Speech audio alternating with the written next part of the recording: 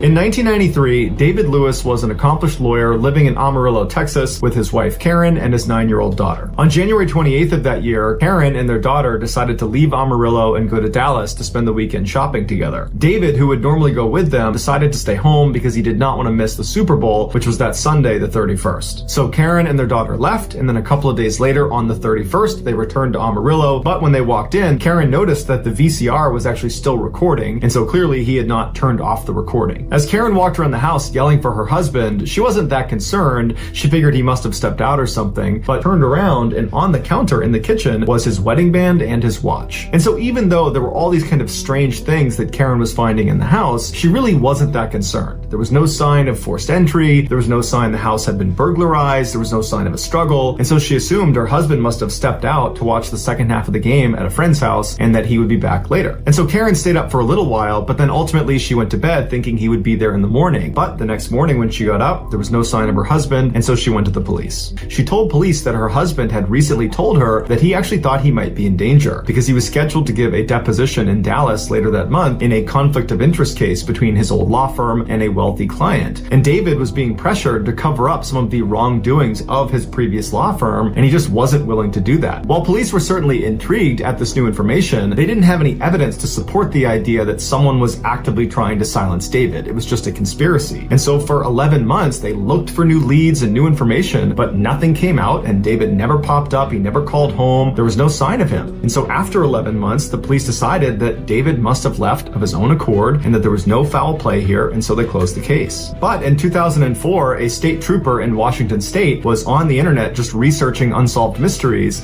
and he came across a picture of David Lewis, and immediately he recognized that he looked exactly like an unidentified victim of a hit-and-run case he covered back in 1993. And so he pulled up the details of this hit and run, and he found the victim had been struck a day after David Lewis had gone missing. When this John Doe got hit, he was walking aimlessly down Highway 24 in Washington state, so 1,600 miles away from Amarillo, Texas, where David Lewis had gone missing. But despite the enormous distance between these two events, this trooper was convinced David Lewis was this John Doe. But as he's looking at the picture of David Lewis, he realizes he has glasses, and he didn't think the John Doe was wearing glasses. But just to be sure, he checked the belongings list of the John Doe, and eventually DNA would confirm that David Lewis was the John Doe. Now, this solved the mystery of where David Lewis went, but it did not solve the mystery of why he went there. And if David was the one who hit record on his VCR on the night of the Super Bowl, that means he would have only had less than 24 hours to move 1,600 miles to Washington state without his car. But officially, the police have said David left the house of his own accord, and his death was ruled an accident.